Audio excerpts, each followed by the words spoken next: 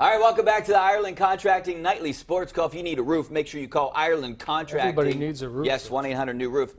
Gene, they not only do roofs, siding, gutters, windows, they do it all. Everybody needs a roof. Give them a call, 1-800-NEW-ROOF, Ireland Contracting. Give us a call right now on the Borders & Borders hotline, 412-575-2600. We're going to take your phone calls in just a moment. But, hey, Gene, I would hate to be a Capitals fan. They're already probably counting this as a loss right now after blowing a 2-0 lead, then a 3-2 lead late with like 4 minutes to go and losing in overtime 4-3. Yeah, the Capitals usually wait a round or two to really stink, but you know, they were ahead in this game, and they're doing what the Capitals do. I mean, I don't know how long this can go on. Speaking of a goaltender situation, this is one of the reasons I like the Penguins to get through the first 2 rounds. Would be, you know, the Capitals are starting. They don't have Holtby starting. Bobrovsky they own. And then the situation that's going on with the Flyers, no one seems to have a goalie, and especially a goalie that seems to have the Penguins' number. Oh, that's absolutely true. I mean, the matchups look favorable to the Penguins, but, you know, that can change, you know, in an instant, as you know, as we've seen with Matt Murray. Yeah, and Lightning won big tonight against the Devils, and the Bruins also won big. So 5-1 over the Leafs.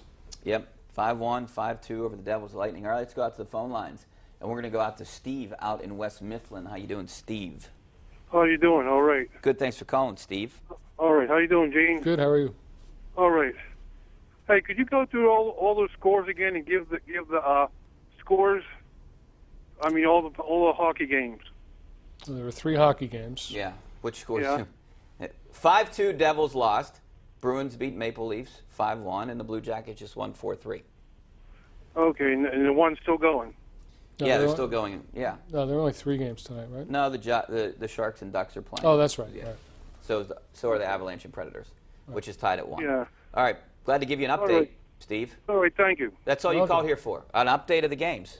Yes, sir. Basically, we're just it's not even a call-in show. He's not near his computer or his maybe phone. not, or a phone, or anything. I'm happy to give you updates of scores. It's 2-1 right now, Colorado Avalanche. All right, let's go out to Will in Monroeville. How you doing, Will? Hey, gentlemen, how are you? Good. Thanks for calling, Will. Thank you for taking my call as always. I had a question about pitcher Joe Musgrave. With him still not being able to throw off a mound yet, if he just turns out to be a total bust health-wise, do they get another player, or is it just done? Thanks a lot for your call, Will. I mean, I think that they won't get anything else, right? No, at this point. That trade's complete. Yeah. I mean, that would have had any kind of stipulation would have had to come prior to the execution of that trade. I don't, you know, no, they don't. And he was hurt in Pirates spring training. He was. Yeah. So, yeah, I don't know if this is a long-term thing. It doesn't sound like it. Doesn't sound like it, but pitchers are like fighter pilots, so any pitch could be their last. And, you know, I don't mind what they have going on right now. I like Steven Brault. Glass now, he's got to kind of get things together, but Steven Brault's doing a good job. Whoever they go with their 5th starter. Yeah, Tyon had a great game the other day. Nova's had a good start or 2. Trevor Williams had 3 good Trevor starts. Williams. You know, it's not the Astros, but I mean they're hanging in there. Yeah. Yeah, you know, I still go back, and I know we talk about this all the time. I love what they're doing. I'm excited. It's 9-3 right now, but I wish they would have spent the $20 million and maybe upgraded this pitching staff, whether it is with a starter or a bullpen guy. I mean, you were getting bargain basement deals, and they didn't spend the $20 million that they got from McCutchen and Cole. That's where I still fault the Pirates. Even if they finish 90. Even if they get 90 wins, I'm still upset that they didn't spend that money on. Then they maybe could have got 100 wins. All right, back up the phone lines. Let's go out to Rich in Altoona. What's up, Rich? Hey, guys. You know, at the beginning of the year, we were all skeptical because of the McCutchen and Cole trades. Okay, they're done. So now the Pirates are 9-3. We should all be, you know, a little bit optimistic. But now all I'm hearing from everybody, but they're not playing anybody. They're playing other major league teams. Yeah. If they were losing to these teams, people would be saying, well, they shouldn't be losing to the Reds and they shouldn't be losing to the Tigers. Well, they're beating these teams. Let's enjoy it while it's here. They're 9-3. They've got some of the best offense in baseball. Trevor Williams is 3-0. Let's just see where it takes us. Okay, they're going to Miami. They get Colorado and Philadelphia coming up.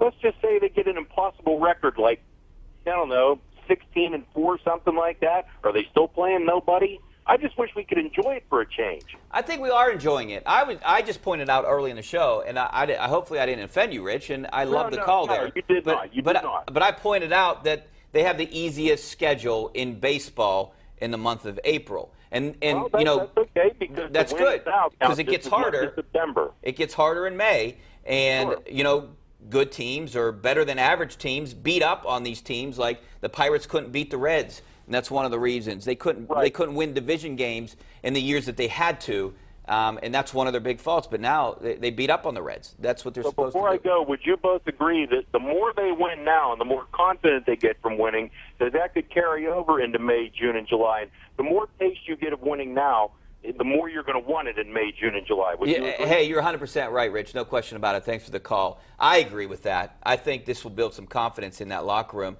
If they didn't have, if they were lacking that, hopefully a professional player doesn't. But it could build a winner's attitude. These guys are young. I do agree with that, and especially taking 2 out of 3 on the road against the Cubs. I think helps too. Yeah, I never put a lot of stock in who major league teams are playing. I put much more stock in what you're doing at home and what you're doing on the road. You know, baseball is a very challenging game. In a lot of ways, you're playing against the game as much as you're playing against the opponent. It's kind of like golf in that way, I think. As long as you're, you know, winning half your games, if you can win half your games on the road and really clean up at home, like the Pirates had a 4-2 homestand. I don't care who it's against. You know, because you can lose any day in baseball because it's just so challenging. I don't put a lot of stock in who you play. It's how you play. Yeah, you're right. And they're doing things that they haven't really done. Situational hitting. They're getting good starts from guys that maybe you didn't expect. They're getting production from Gregory Polanco. That's a guy that you really couldn't count on the last couple years. And I think things are falling into place for the Pirates, and I think they can build off this. I do agree with that. But, yeah, I pointing out that it is, you know, ranked as one of the easiest schedules in baseball. Yeah, well, but that's for hey, people who love to rank things. And I'm not saying they're wrong. I just don't think it's all that relevant. no, and yeah, I like what they're doing, and I'm trying to be optimistic. I still my only big fault is the fact that they didn't try to spend that money that they traded away. You know, I liked what they got in return, but they could have went out in free agency and got maybe a Lance Lynn or someone like that. You know, that makes the team better. Yeah. They don't spend money. They don't spend money, and I think that's the issue here. That's the theme. All right, our theme is we got to go to a break again. Back in a couple minutes. More of your phone calls, some of your tweets coming up next. Stay right there.